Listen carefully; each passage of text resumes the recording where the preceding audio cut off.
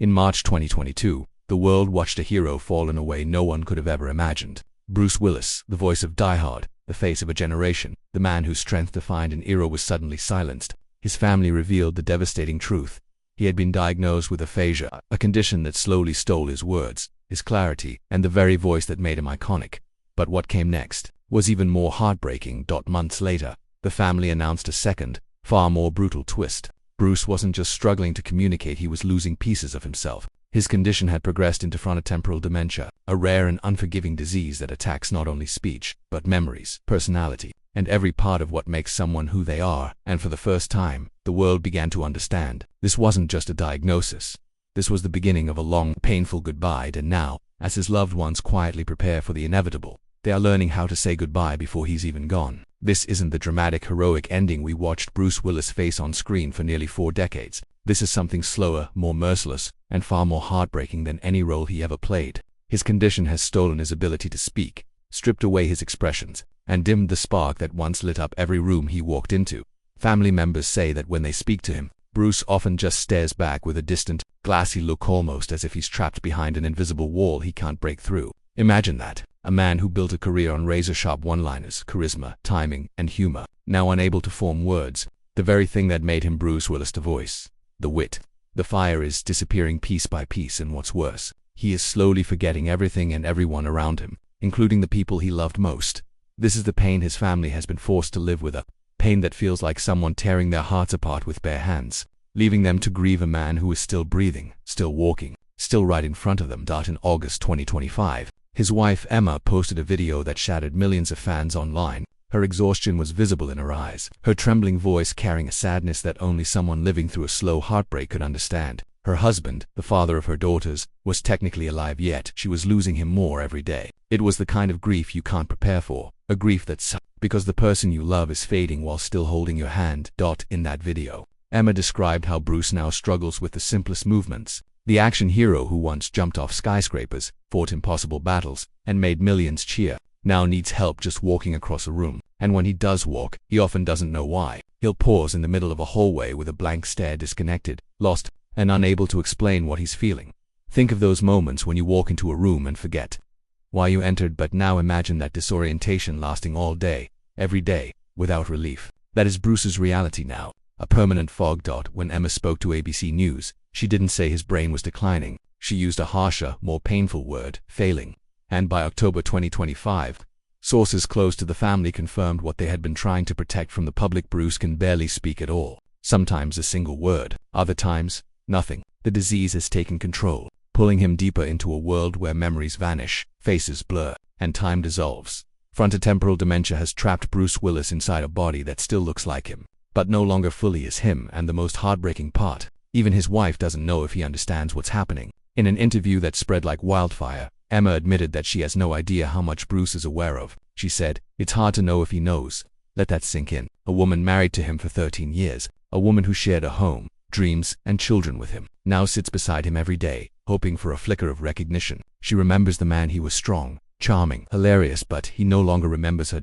And tragically, this is only the beginning of the pain they're facing. He doesn't understand her. Even when Emma cries right in front of him, he can't grasp why. Imagine the agony of sitting across from the man you married, the man who once knew every detail of your face, every shift in your voice, and now you genuinely cannot tell if he recognizes his own life slowly dissolving around him. Some days, there is a flicker of clarity, a moment where his eyes seem to land, to connect, to remember. But on other days, his gaze drifts past her as if he's looking into another world entirely, one only he can see. The medical truth is brutal. Unlike Alzheimer's, which primarily erodes memory, frontotemporal dementia attacks personality, behavior, and identity. It doesn't just make you forget who you were, it changes you into someone else. Bruce isn't simply losing memories. He's losing the very pieces that made him Bruce Willis. His humor, his spark, his reactions, his understanding of emotion. One by one, they are slipping away. Because this disease is relentless and merciless, Emma hired full-time professional caregivers by mid-2025. But even that wasn't enough to keep him safe and give their daughters a stable home. So Emma made a decision, one that would ignite a firestorm online. In August 2025, Bruce was moved into a separate residence equipped with specialized 24/7 medical support, while Emma and their young daughters, Mabel and Evelyn, remained in the family home. It was the only way to protect him and protect the children. But social media didn't see compassion. It saw abandonment. Within hours, the internet exploded with outrage. Comment after comment accused Emma of giving up on him, of being heartless, of caring more about Bruce's money than his dignity. Online, strangers judged her parenting, her marriage, her character while having no understanding of what this disease does to a family. That the question spread everywhere, from TikTok to tabloids to morning talk shows. Has Bruce Willis's family abandoned him? Emma tried to defend herself. She explained that Bruce would never have wanted his daughters to grow up surrounded by fear, decline, and confusion. He would have wanted them to laugh at the dinner table, to have their friends over, to live a childhood not overshadowed by a disease destroying their father. He would have wanted this, she said again and again. But the internet didn't stop. In fact, things got worse, because in June 2025, something happened that changed everything. Bruce's second eldest daughter, Tallulah Willis's child with Demi Moore, posted a photo of Bruce on Instagram. In the image, he looked fragile, confused, and small. His posture was slumped, his expression vacant. It was heartbreaking. Many saw it as a daughter grieving her father in real time, but others saw something different. Within minutes, hundreds of comments flooded the post. This is exploitation. She's using her dad for attention. This is a private moment. Why is she sharing this? Clout chasing. Shameful. People accused her of turning her father's suffering into social media content. They said she was using his illness for likes, clicks, sympathy, and relevance. It became a public attack that spiraled out of control. But Tallulah couldn't stay silent. She responded with a tearful video that reached millions within days. Her hands shook. Her voice cracked. She asked the world why they would ever believe she was exploiting the man she loved more than anything. Then she revealed the truth. She said she posted that photo because people needed to see what frontotemporal dementia really does, how it breaks families, how it steals a person slowly, how it turns life into a daily uncertainty of what will be forgotten next. She wanted people to understand why this disease needs awareness, research, funding, and empathy. She wasn't seeking attention, she was seeking understanding. She was trying to show the reality behind closed doors, the reality that the Willis family lives with every single day.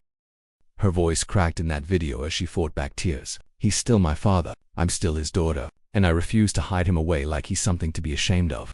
It was raw, it was unfiltered, it was the confession of someone watching the greatest hero in her life slowly slip beyond reach. Tallulah has been painfully honest about the emotional toll of Bruce's decline, how she saw signs long before anyone had a name for what was happening. But the heartbreaking part is what she assumed. Instead of recognizing it as a medical condition, she blamed herself. When Bruce started pulling away, forgetting little things, responding less, drifting into silence, she thought he simply didn't want her around anymore. She believed he had lost interest in her, that he didn't love her the way he used to.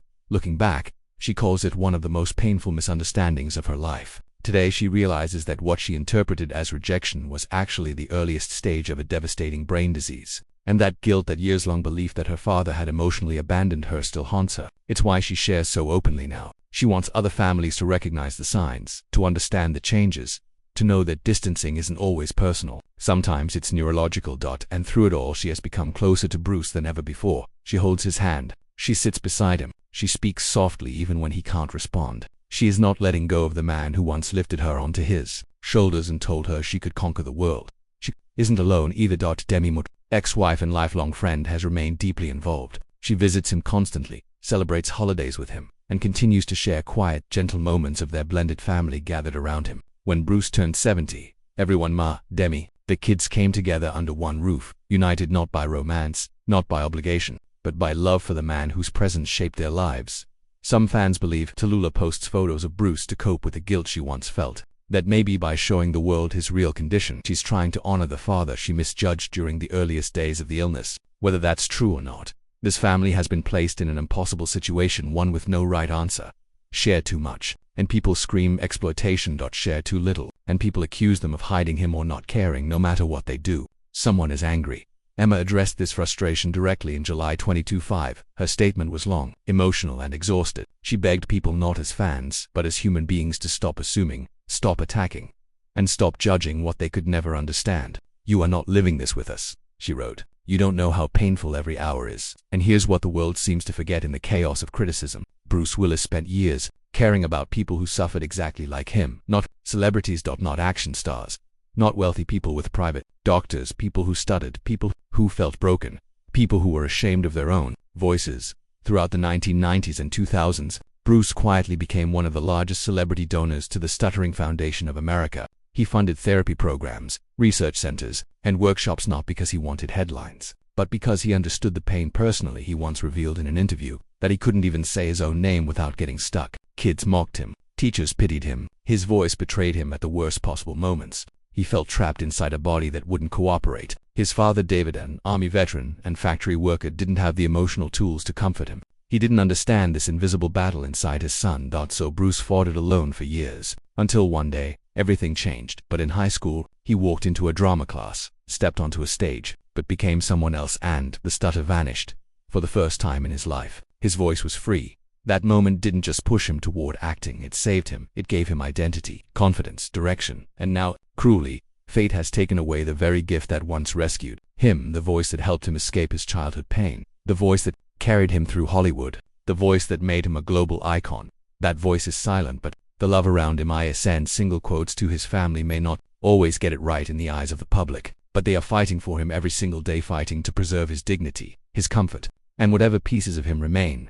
That transformation didn't just help him speak, it saved him. It gave him a life, a direction, a purpose, and a confidence he never believed he deserved. Acting became the doorway out of humiliation, out of loneliness, out of that childhood silence that had crushed him. And because he carried those scars forever, he spent the rest of his life trying to save others from the same pain. Bruce poured money into speech therapy programs for low-income kids. He funded clinics in communities where treatment was too expensive. He recorded PSAs urging parents not to ignore early signs of speech disorders. In 2005, he became an official spokesman for the Stuttering Foundation, not for publicity, but because he remembered what it felt like to be trapped inside a body that couldn't say the words your mind was screaming. The man who fought for the voices of others is now losing his own. And that cruel irony is what makes this tragedy unbearable. Because now, when he needs help, real help, nothing exists. No cure, no treatment, no medication, nothing but time running out. And this is where Bruce's story goes from heartbreaking to devastating. The countdown has already begun. The man who built an entire career on refusing to quit, the man who charged through explosions, dodged bullets, jumped off skyscrapers, and played the unbreakable hero, is now just a passenger in a failing mind, unable to stop what's coming. And here is the detail that shattered millions when Emma revealed it in August 2025. Bruce's childhood stutter, the very thing he fought so hard to conquer, might have actually delayed the discovery of his dementia. When Bruce began struggling with words in 2020, she didn't panic. It reminded her of old interviews where he spoke about sometimes tripping over syllables. She assumed it was stress, aging, fatigue. Even people on set excused his difficulty, remembering lines as a return of his childhood speech issue. No one, not even Bruce, realized his brain was collapsing from the inside. By the time doctors diagnosed aphasia in 2022, the damage was already severe. By the time they updated the diagnosis to frontotemporal dementia in early 2023, entire cognitive regions were beyond saving. Could early detection have changed anything? The brutal truth is, no. There is no cure for FTD, no medication to slow it, no surgery, no therapy, nothing. Doctors can only measure the progression, not stop it. Most patients decline fully within 7 to 13 years of diagnosis. ***, do the math. Bruce was diagnosed in 2023. Right now, his entire family is living inside a countdown clock they cannot pause, reverse, or bargain with. Every birthday could be the last one he recognizes. Every family photo might be the final time he understands who is beside him. Every I love you might be the last one he ever comprehends. His family knows where this story ends. They are trying to give him dignity, peace, and love in his remaining time. But knowing what is coming doesn't mean they are ready for it. And the fear that haunts them most isn't even about Bruce, it's about the future. Their future. Because frontotemporal dementia is often hereditary, not always, but in 10% to 40% of cases. The genes responsible can pass silently from parent to child like a ticking bomb. And Bruce Willis has 5 daughters, Rumor, Scout, Tallulah, Mabel, and Evelyn. Every one of them could be carrying the same genetic trigger that is slowly destroying their father. That fear keeps Emma awake at night. It keeps Demi's heart on edge. It makes his daughters look at themselves differently in the mirror. They aren't just losing their father, they're wondering if one day they will lose themselves the exact same way. And that shadow, that looming question, is what makes Bruce's final chapter so painful, so fragile, and so deeply human. Emma has spoken about this fear with a trembling honesty that stunned the world. In a quiet interview in September 2025, she confessed, "I think about the girls constantly." Her voice tightened as she continued, "Do I test them? Do I let them live without knowing? And what if the results are the worst? What do I even say to them?" These weren't hypothetical questions. They were the daily torment of a mother watching 2 futures at once. Mabel and Evelyn are still children, barely teenagers, and Emma struggles with the impossible task of explaining a disease to them that might one day become their own shadow. How do you tell a 13-year-old? You may be watching a preview of your own future. How do you protect your children from a genetic threat they cannot see? Yet in the middle of their fear, a spark of hope appeared almost by coincidence. In March 2023, The same month, Bruce's family revealed his diagnosis. Researchers at the University of Sheffield announced a potential medical breakthrough, a nasal spray that prevented certain forms of frontotemporal dementia in mice. It was tiny, early, experimental, years away from human use. Maybe a decade, too late for Bruce, but maybe, just maybe, in time for his daughters. And that one fragile word, maybe, has now become the entire emotional landscape of the Willis family. Maybe Bruce knows when his daughters enter the room. Maybe his brain recognizes Emma's hand when she squeezes his. Maybe the sound of his girls' voices triggers a flicker of memory buried somewhere deep. Maybe Bruce feels safer, calmer, less alone. Maybe the research will accelerate. Maybe a cure will arrive. Maybe his daughters will be spared. Their world is held together by a chain of maybes, thin, delicate, and desperately important. What the world doesn't see is how beautifully the family has united behind him. His ex-wife, Demi Moore, has become an unexpected source of stability and strength. What outsiders call strange or unusual, anyone touched by dementia would call love. Demi is at family dinners inside Bruce's care residence. She joins Emma in coordinating medical decisions. She sits beside him during holidays, holding his hand when he stares blankly into space. His eldest daughter, Ruma, welcomed her baby girl in April 2023, turning Bruce into a grandfather. Bruce held the baby. Whether he understood who she was, no one can say, but he held her. Tension softened that day. Reality and memory blurred. His smile in the photos looked real, but Emma later admitted that Bruce didn't grasp the meaning of the moment. When Tallulah got engaged in 2024, Bruce was present in the pictures, smiling as if sharing the excitement, but the family knew he wasn't fully there. He didn't comprehend the celebration. He was participating because he was guided into the scene, not because he understood it. Scout, the quietest of the daughters, keeps her grief private, but those close to the family say she has struggled the most. She watches the decline in silence, processing the slow loss of the man who once taught her courage. And while the public imagines cinematic goodbyes and dramatic final words, the truth is far more ordinary and far more heartbreaking. Preparing for Bruce's death looks like paperwork, not poetry. It looks like consultations with estate lawyers to make sure his finances are safe. It looks like medical schedules pinned to walls, making sure Bruce is never overstimulated, never frightened, never alone. It looks like family members taking turns sitting beside him so he always sees a familiar face, even if he can't name it anymore. They keep journals filled with stories he once told. Stories meant for his grandchildren, who may never know the version of him the world adored. They post updates despite the inevitable backlash, because hiding him feels like erasing him. They want the world to know he is still here, still human, still deserving of dignity. And here's the truth the internet refuses to understand.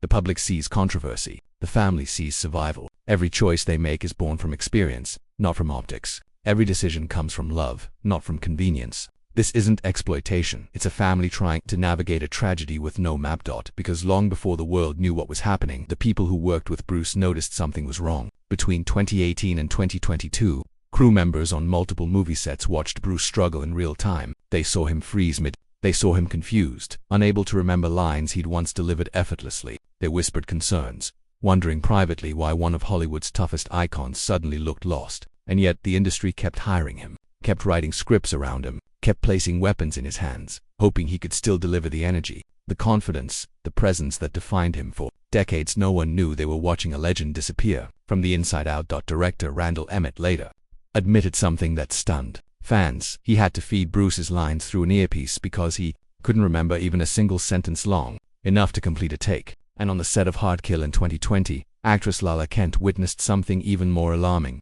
Bruce accidentally fired a prop gun at the wrong moment twice simply because he could no longer follow timing cues. It wasn't carelessness. It wasn't recklessness. It was the earliest visible sign of a brain failing faster than anyone understood. After the aphasia announcement shocked the world, crew members began to speak privately, describing how entire productions had been quietly rearranged to hide Bruce's decline. They shortened his dialogue. They rewrote scenes. They removed action sequences. They lit sets differently so he wouldn't have to move as much. They edited scripts around the growing gaps in his memory. Were they exploiting him? Maybe, or maybe they were doing the only thing they could, allowing a dying man to keep doing the one thing he loved, long after the world had begun slipping away from him. For Bruce, work wasn't about fame anymore. It was his last tether to himself. When Assassin released in 2023, after his diagnosis went public, the film became painful to watch. His focus drifted during scenes. His eyes looked vacant, struggling to locate words that once came effortlessly. Entire lines sounded mechanical, repeated without comprehension. Critics attacked him, calling his performance lazy. They didn't know they were reviewing the early stages of dementia. They didn't know they were watching a man lose himself on camera, piece by piece. By October 2025, Bruce no longer tries to speak. Emma visits him and watches him mouth words that no sound follows. He points at objects, frustrated when no one understands what he's trying to communicate. Sometimes he cries, and Emma can't tell if the tears come from sadness or because the brain that once powered some of the greatest characters in film history can no longer control even his emotional responses. This is the cruelty of frontotemporal dementia. It doesn't just take memories, it erases identity. Bruce Willis built an entire cinematic legacy around being unbreakable. John McClane, the cop who wouldn't quit. Corbin Dallas, the man who saved the future. Harry Stamper, the father who sacrificed himself to save the planet. Every character he ever played sent the message.